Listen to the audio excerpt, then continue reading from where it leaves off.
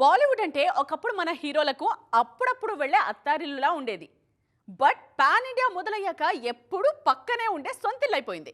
అందుకని care of Mumbai అంటూ అక్కడో ఇంటిని కూడా కొనేసుకుంటూ ఉన్నారు. ఒక్కరో ఇద్దరో కాదు, ముంబై అంతా సౌత్ స్టార్స్ కంట్రోల్లోనే ఉంది ఇప్పుడు.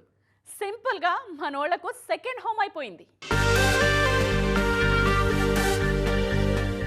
కేజీఎఫ్ సినిమాకు ముందు యష్ అంటే కేర్ ఆఫ్ కన్నడ, కానీ ఇప్పుడు ఆయన care of India. Toxic Ramayana సినిమాలతో నార్త్నే టార్గెట్ చేస్తున్నారు యష్. అందుకే ముంబై అలీబాగ్ ఏరియాలో 24 కోట్లతో బీచ్ వ్యూలో ఒక ల్యాండ్ కొన్నారు యష్. ఇక ధనుష్కు లోఖండ్వాలాలో 150 కోట్ల విల్లా ఉంది. రామ్ చరణ్ 2021లోనే ఖార్ ఏరియాలో సముద్రపోటున 30 కోట్లతో లగ్జరీ పెంట్ హౌస్ తీసుకున్నారు. తెలుగుతో పాటు హిందీలోనూ అంతే మార్కెట్ తెచ్చుకున్న ప్రభాస్కు ముంబైలో విలాసవంతమైన ఇల్లుంది. షూటింగ్స్, మీటింగ్స్ కోసం ఓ నివాసాన్ని ఏర్పాటు చేసుకున్నారీయన.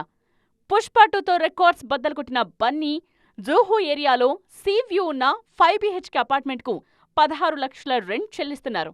రాకా కోసం కొన్ని నెలలుగా ముంబైలోనే ఉన్నారు అల్లు అర్జున్. పృథ్వీరాజ్ సుకుమారన్కు బాంద్రాపాలి హిల్ ప్రాంతంలో 30.6 కోట్లతో ఓ డూప్లెక్స్ ఫ్లాట్ ఉంది. ఇక తమిళ హీరో సూర్యకు ముంబైలో 1700 స్క్వేర్ ఫీట్లో 70 కోట్ల లగ్జరీ హౌస్ ఉంది. తమ హాలిడే స్పాట్ అదే అంటున్నారు ఈ హీరో. పైగా జ్యోతిక హిందీలోనే బిజీగా ఉన్నారిప్పుడు. జవాన్ తరువాత అట్లీ బాంద్రాలో 38 కోట్లతో ఇల్లు కొన్నారు.